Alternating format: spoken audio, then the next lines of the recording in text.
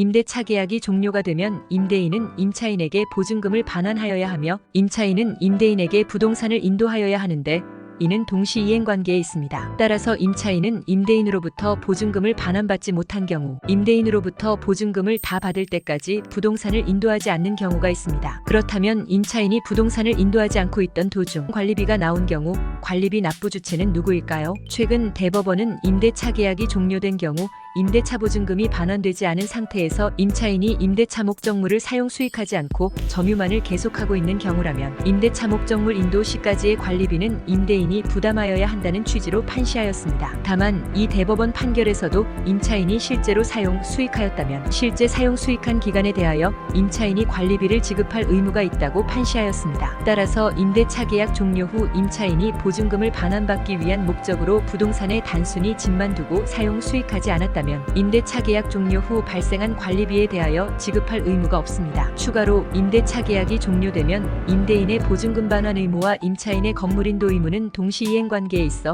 임차인은 보증금이 반환될 때까지 부동산을 점유할 수 있으나 임차인이 보증금을 반환받을 때까지 목적물을 점유할 수 있다는 것은 단순히 건물을 실제 용도로 사용 수익하는 것이 아닌 짐을 일부 놔두고 다른 곳에 거주하고 있다는 것을 의미하며 실제로 부동산을 사용 수익하고 있다면 사용 수익에 따른 월 차임 상당을 법률상 원인 없이 이득을 얻고 있는 것이므로 월 차임 상당의 금액을 임대인에게 지급하여야 할 수 있습니다. 예를 들어 커피숍 운영을 위하여 임차를 한 임차인이 임대차 계약 기간이 종료하였음에도 보증금을 돌려받지 못하자 정상적으로 영업을 계속하면서 임차 부동산을 사용 수익하고 있는 경우 월 차임 상당을 법률상 원인 없이 이득을 얻고 있는 것이므로 임대인은 임대차 계약 기간 종료 후 임차인이 사용한 날만큼 월 차임 상당의 금원을 공제하고 임대차 보증금을 지급할 수 있습니다. 따라서 임차인의 경우 임대차 계약 기간이 종료된 경우 단순히 일부 집만 두고 문을 잠그고 나가서 점유를 계속하는 방식이어야 실제로 부동산을 사용 수익하는 것이 아니므로 보증금 전부를 반환받을 수 있을 것입니다. 임대차에 관하여 구체적인 사항은 변호사와 상의하시기 바랍니다. 지금까지 법무법인 두 김민지 변호사였습니다.